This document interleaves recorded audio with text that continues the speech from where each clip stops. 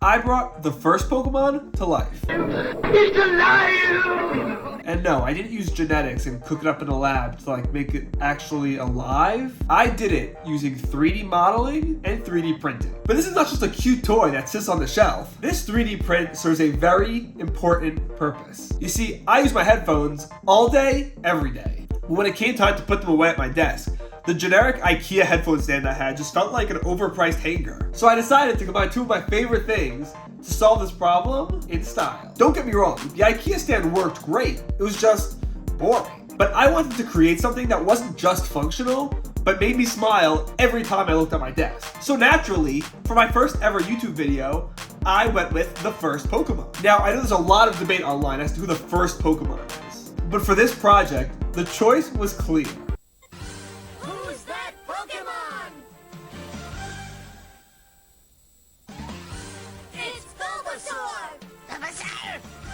So I went to my happy place, ZBrush. First, I started with a simple block out, just focusing on the big shapes and trying to really nail the proportions.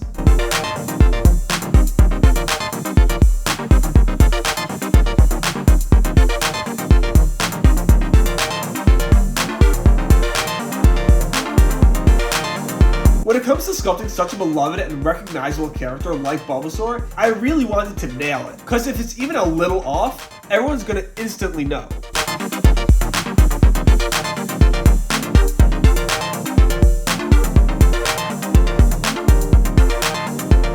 And of course you gotta have the bulb. Without it, it would just be a sword? But how was I gonna have him hold my headphones? Turns out, the hardest part of this project wasn't the modeling, or even the printing for that matter. It was putting the fun in functional.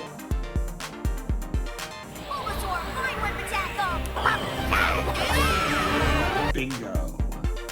To create the vines, I started with a simple cylinder and used the bend curve function in ZBrush. This is hands down one of my favorite tools in ZBrush. It's super powerful and gives me the ability to really push and pull my pieces into the shapes and directions I need. After a bit more sculpting and refining, I was really happy with how it came out. But there's only one minor, well, major issue. It wouldn't balance.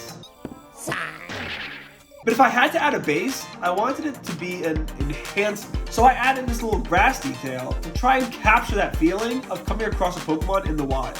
With the sculpt complete, it's time to send it to the printer. This is where the fun begins. My first few print attempts ended up looking less like a Bulbasaur and more like a Tangela. But each failure taught me something crucial, whether it be support placement or just generally optimizing my settings for printing. These are just a couple settings that I found essential to get this project to print properly. 1, tree supports, and 2, a raft adhesion to the build plate. I find the raft works especially well with tree supports to prevent it from getting knocked off mid-print. Now, a lot of people commented on Thingiverse that they were having issues with the vines not printing properly. After much trial and error, I found this orientation for the bulb and vine worked every single time with no problem. Again, using raft adhesion and tree supports. Now, when it came to the base, I found it best to do no build plate adhesion and no supports. And it printed just fine. Now let's print it and put it all together. One eternity later.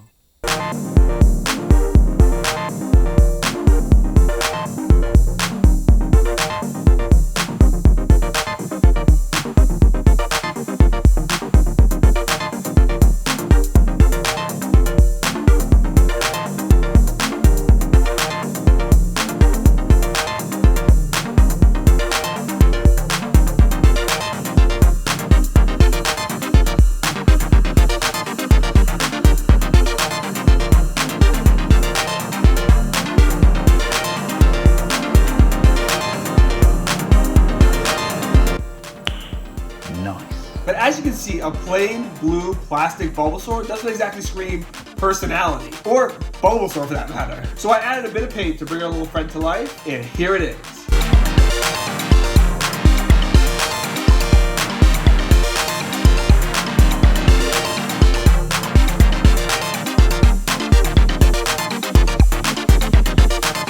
Now, you might be thinking, isn't this overkill for a headphone stand? Yeah, maybe, but that's exactly the point of this project. Our everyday objects don't have to be boring. With just a pinch of creativity, even the most mundane items can become extraordinary. So here's my challenge to you. Just take a look around you right now. What ordinary item can you turn into something extraordinary? Drop your ideas in the comments, and who knows, maybe your idea will inspire my next project. If you want to print your own Bulbasaur headphone stand, I linked the STL files in the description below. Thanks for watching. If you enjoyed this blend of Pokemon and practical, please leave a like, comment, and hit that subscribe button for more fun 3D printing projects. Until next time.